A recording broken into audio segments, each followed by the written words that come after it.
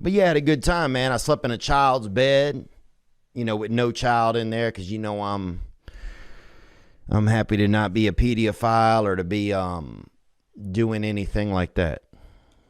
Bro, maps aren't that great anymore. Go look at a map, dude. Look what's on it. Mountains. What is like a wet, slippery kind of river? But not the shit we need, man. I need a real map. I need to know where the cocaine is at. Can we get that on the map? Okay. Where's the fucking quicksand?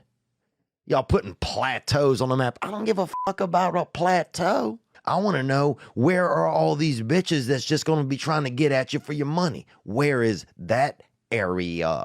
Like, where are you most likely to see twins? Wouldn't that be helpful? How about putting stuff on a map that is helpful to people? Oh, here's a tributary. I don't give a fuck. Where's Lil Terry? That's always slinging them 8 balls. You feel me? Why ain't he on the map? And we need new maps, dude. Now kids aren't getting bored. My niece thought imagination was an app on your phone.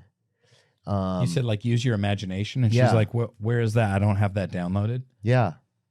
Wow. And it blew my mind. I was like, yeah, because boredom was a chance. Like, that's where you came up with that's where your je ne sais quoi came from, you know? That's where French. That's where your brain showed its balls off, you know? I had a Uber driver that was Down syndrome one time, and he would talk to his mother, would tell him everything to do. She was in the She was on speaker? a call with him, yeah. No. Swear. Really? She told him everything to do, and I was in there, and I was like, this is just What was his rating like? God working, or, you know, I'm just sitting here, Yeah. God's just using me today to be a passenger in this guy's car, and I'm gonna bear with it. I got a good upper medium dick, man. Yeah. I got Upper medium is I solid. got that candy corn. My shit built like a candy corn. Pull up a candy corn, Zach. Are we putting up again? Good, bro. I'm gonna get you up on game, so baby. it start big, go down smaller. No. It's the opposite. That's exactly how it's shaped, just like that candy corn. Come on, get me a candy corn, man. Yeah, click that one. Just damn. Okay. Like that, baby. Yeah. All right. So Like my shit shaped like the piece that lands back on Earth after the shuttle goes up. You know what I'm saying, bro?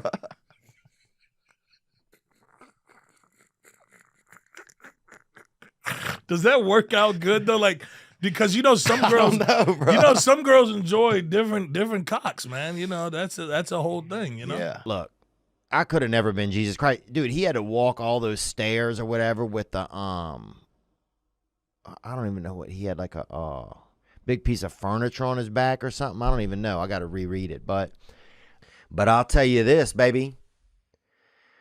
I'm only about 48 hours off of pornography at the moment. And I believe that adult asthma is a choice. And that's who I am, baby. You know, you'll piss what you need right into the damn bed. Milk. I used to piss that into the sheet. You know, lunch, I'd just piss. You'd wake up and I'd roll over and pull back the top sheet, and I just cleanly pissed. Just wiener calligraphy come right out of me. Lunch, right on the sheet. Damn. So if you were a therapist, you could have pulled off that tie every week. You could have seen what I needed. Lunch. Field trip signature on document. That'd take me 3 nights to urinate that into the thing. But mom would be gone. Nobody would be there to sign it for me, so I'd just falsify it. I mean, these days you throw a damn frisbee, it'll hit a gay dude. That's how popular it is. It's the new, you know, it's like doing the fries in the free chocolate freezy thing. Remember when that came out? That same type of deal.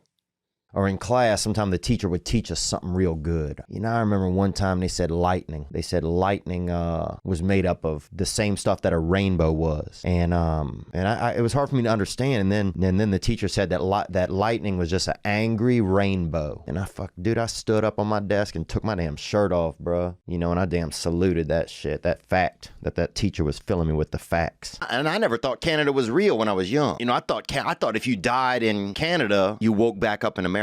That's something that I thought and then pretended like I'd heard. You know, I thought maybe Canada was just a place that they practice safety equipment. Like if you ever saw a helmet or some knee pads or, you know, if you was at doing the bumper bowling and they had the special lanes on the side for the kind of kids that had a hit of that tism or just youngsters that wasn't used to pushing ball. And you say, oh, all that's from Canada. The neighbor woman, if I got in the neighbor woman's hamper, I remember I would just stay in there, dude. And just smell all her clothes, and I remember just wishing that she was my mom. I remember that. Damn, boy. That smoked almond. Isn't that crazy? Isn't that crazy that happened to an almond? He was living his life, and maybe he hadn't, done right by his wife, or he hadn't really taken care of his family 100%. But to smoke him, to take him out back behind in an alley and put a damn gun to his little pointy little head just makes you wonder what's going on, man. I don't know if I have that winter body type. I got that thick upper crust. I have the, everybody knows I got the heart of a lesbian. My father told me that when I was very young and even wrote it one time at a napkin on a bar over there at Tony Padoni's bar and over at the Stinking Onion, which were a couple of small outfits over there near us. He would write it on a napkin to remind me a couple of things about myself I needed to remember. This is something that is going on, a relationship animal, and you gotta shut it down if it's a real type of animal. If it's a fish, dude, or you and your girl, y'all split a cricket or something, where y'all go halfsies on a little oyster, or a lizard, bro, that's fine. But once you go and get a puppy or something that can really look at you and maybe remember a little bit of shit, a strong mouse or whatever. Now you got the animal, she's got the animal, y'all split up. What is the ant? Now he's doing what? Now he's all scared. He starts wetting the bed at night. He starts eating alone at school. He starts going home with other animals that he's not even really interested in. It's just, if you get a relationship animal, it's dangerous. You don't get an animal once you're together. It's too much on that animal's back. Next thing you know, you got a raccoon out there. He's vaping by the recycling bin because he can't handle his emotions, because he doesn't know, who still cares about him. Sure, your little parakeet's getting 2 Christmases now, but I think the risks outweigh the reward. Everybody's kind of a desert nine, when they got that Middle Eastern, a lot of Middle Eastern women, they wear the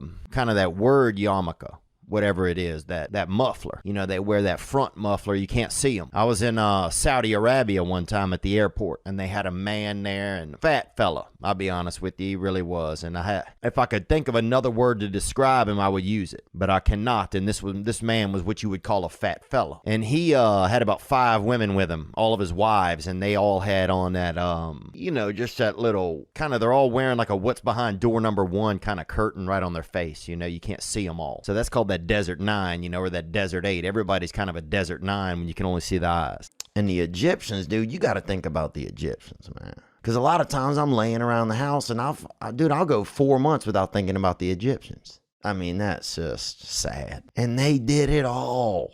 Dude, if you go look at them, they got the Halloween costumes. They got they're dressed like kind of like rappers, and they're all dressed like a little bit like Beyonce if she were at like a, she was married to like a fabricator, somebody who was like a welder. There's a lot, they got a lot of statues. They was drinking wine. I mean, it's sad that I go so long without thinking about the Egyptians. Well, I don't know if if you don't have any black friends, then you never seen how black men can really get into some ribs. Dude, black guys should be orthopedic, bone doctors or something. I'm surprised there's not more black surgeons, because you see a black dude get into a thing of ribs, bruh. Like, dang, dude. I didn't even know they had all of that in there. A black guy will crack a rib open and they got meat in there. First of all, get a black friend and then order him half a rack of ribs and see what he does. That dude will have them bitches dry at the end of it. Not a meat, not a gristle. A black man could dip a rib that he ate into a fish tank, and not even a little fish, not one fish will swim up to even look for anything, because there's nothing on it.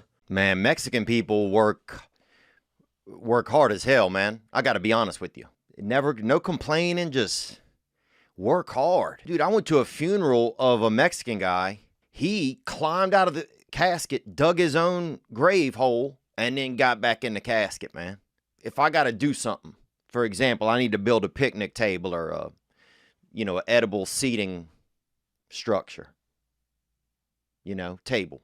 And I got 9 people to help me do it. If 6 out of the 9 people are Mexican, bruh, andale, Papa, we getting it done. I'm telling you that, dude. I'm telling you that. We're going to be eating lunch early as a group. Look, I saw a Mexican guy cut down a tree, make it into wood, bars of wood, and then use the wood to make he built a damn tree with it. And es inspiracional, Papa. Take a breath, baby.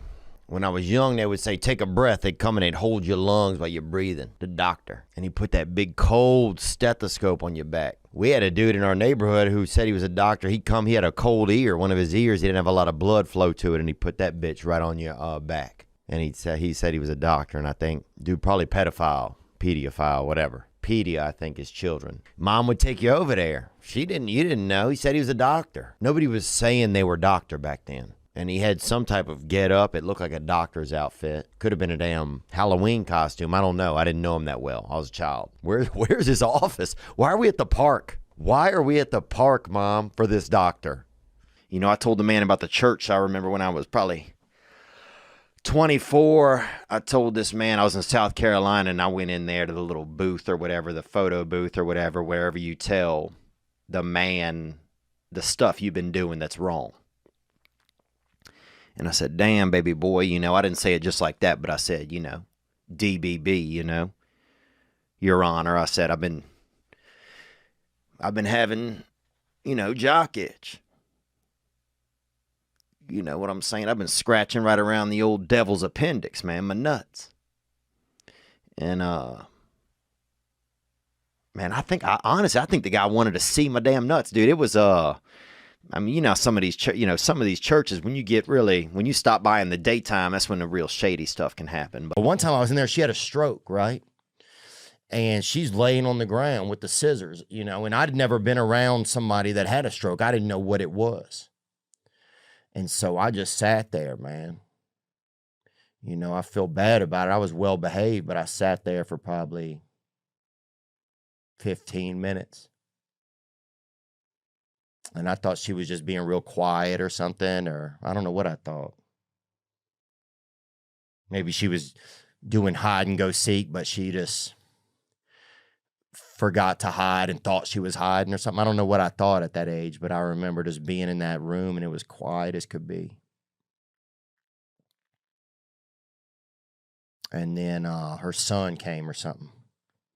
And he's like, what the hell happened in here? And he called me a What I like is relish, though. There's always that odd jar of that odd condiment that's sitting off to the side. That green. Some people don't even know what relish is. Some people see a thing of relish, are like, damn, what is it? It looks like a salad maybe had a heart attack or got electrocuted. And that's relish. And relish it's like being in love when you're young. It's romantic and it's sweet and it's spicy. And relish is like kind of soft and it's wet, but it's, trying to hold itself together, and it doesn't know what it is sometimes. Is it a vegetable? Is it a sauce? What is it? Relish comes in a little jar, a little glass cage, really. And you can almost, if you think about relish, you could see it you could see it maybe at a therapist's office sitting on a couch, just kind of wondering what it is.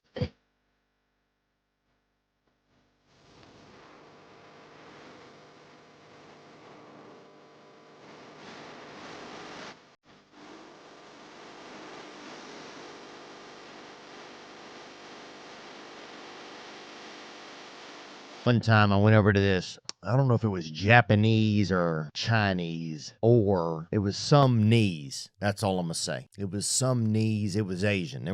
You could throw a pot of rice in this church and hit an Asian. They had unlimited Asians in there. It looked like a kind of an Asian-y place. Asian. It was Asian in there, and I remember the first time I'd ever heard a batch of Asians like that sing a church hymn. Some Asian people, though, if they get real old, they get that catfish hair coming out of them. You put a damn worm in front of one of them, they'll jump right out their damn kimono. It's something nice when the children are outside. They've been drinking Kool-Aid or drinking hose water. Dude, that's what I used to love being young. That hose, boy. Remember that? Dude, where we live, we didn't even have a hose. So I remember going to somebody's house and they had that hose. And it was like, damn, y'all got just a damn much water as you want, just coming out of this magic rope. Oh, dude, I remember just putting that thing straight into my dome hole one time and just taking on as much as I could. My God, I was just cameled up, bro. I was just H2 ouch, bro. I was filled with that agua. You know, and Latinos call it that agua, and it's water, but they don't know how to say it. It's like agua, agua. You're like, no, water. But that's where we meet together and we teach each other, you know. But I remember that. Man, that house hose, boy, just a magic ass rope that came out from somewhere and it had that water in it. And my dad said when he was young that kids over there, they had a lot of poverty. And poverty, you know, that's when you don't even have a wallet because there's no point in it. It's not, a wallet wouldn't even be anything. It would just be just something like a little sack, kind of this, like a really kind of rectangle sack. Well, I'll tell you what's good about a laundromat is that it's a place where women prefer to do laundry. And I'm not saying it's a sexist thing and I'll be honest, they do it better. You know, I've seen a dude with some laundry and it looks like somebody just kidnapped a bunch of clothes. But a woman, you see laundry, you see her, she's able. It's just women are more delicate. Clothes are delicate. I'm not saying women need to do laundry. I'm not saying that at all. I know a couple cushy Viettes.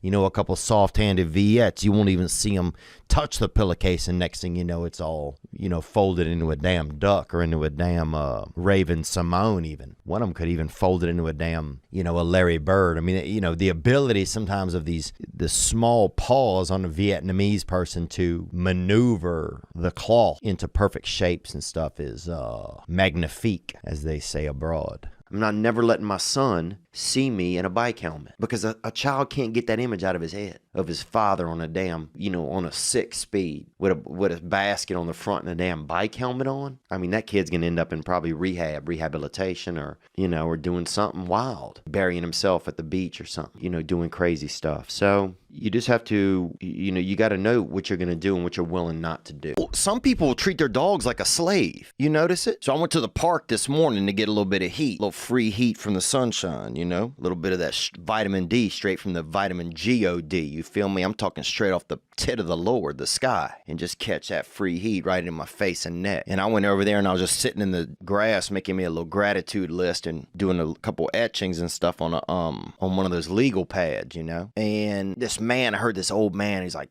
he goes, Charlie, get over here. Charlie, get over here. And I thought it was two, you know, kind of drug-induced homosexual men doing a gram or a vial of speed. But then I look over and this man, who I'll be honest, this man looked like Duty, bro. And he's yelling at this dog because the dog smelled something or saw this. And the dog, he's over there, he's investigating. You know, he might have a little bit of hound in him or a little bit of Investigator Gadget or whatever that guy's name was. Remember that show? Turn off for me, can't swim. If you can't swim, honey, I mean, the earth is 80% water. So if there's a tsunami and you trying to get on my back, bye, bitch.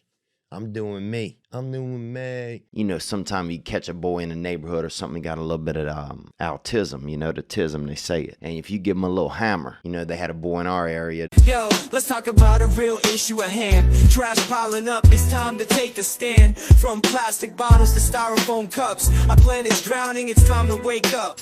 Garbage trucks roll, streets lined with waste, but where does it go? It's not a race to the landfill, a mountain of despair. But we can change course, show that we care. Trash talk, it's more than just words. It's about actions, the change we deserve. Reduce, reuse, recycle. That's the plan for a cleaner, greener earth. Let's take a stand. Trash talk, it's more than just words. It's about actions, the change we deserve. Reduce, reuse, recycle. That's the plan for a cleaner, greener earth. Let's take a stand. Single-use plastics, they gotta go. From straws to bags, it's time to say no. Bring your own cup, your own tote bag. Small steps add up, let's not lag. Sorting all waste is not that tough. Recycling centers, that's where it's rough. Separate paper, glass and cans. Give them a new life, that's the plan. Trash talk, it's more than just words. It's about actions, the change we deserve. Reduce, reuse, recycle. That's the plan for a cleaner, greener earth. Let's take a stand. But it's not just about the stuff we toss. It's about the mindset, there's no loss. Composting food waste, it's a win. Turning scraps to soil, let's begin. Educate the masses, from young to old. The future's at stake, let the story unfold. For the sake of our planet, our home sweet home. Let's clean up our acts, together we roam.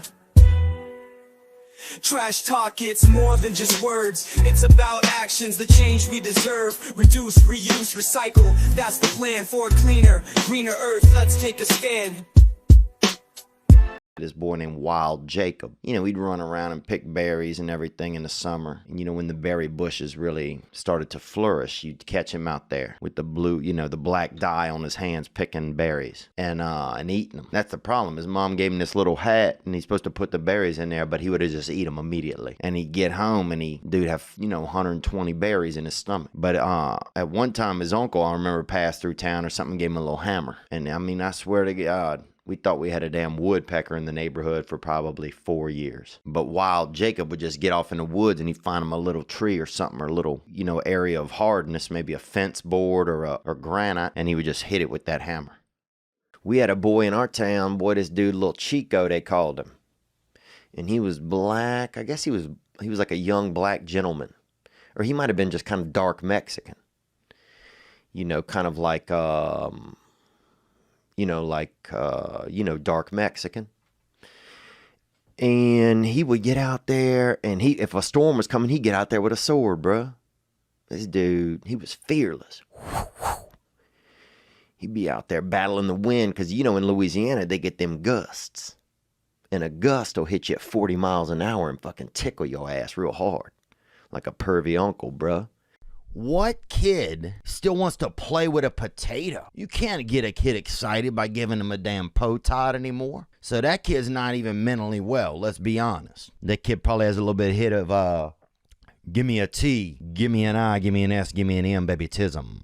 You know it. And I grew up heavy in the autism world. We had a kid at the end of our block, and he had just 9 different haircuts, man. He just I mean, from everything from cornrow to damn fade to military to damn, you know, he had that kind of action gospel cut. They thought he could sing. He couldn't sing. He was mentally challenged, you know, and they put him on the front porch and he would sing AC/DC lyrics and, you know, and just kind of cheer at the cars when they went by. And I don't know what happened to him. And I would probably guess death if I had to guess something.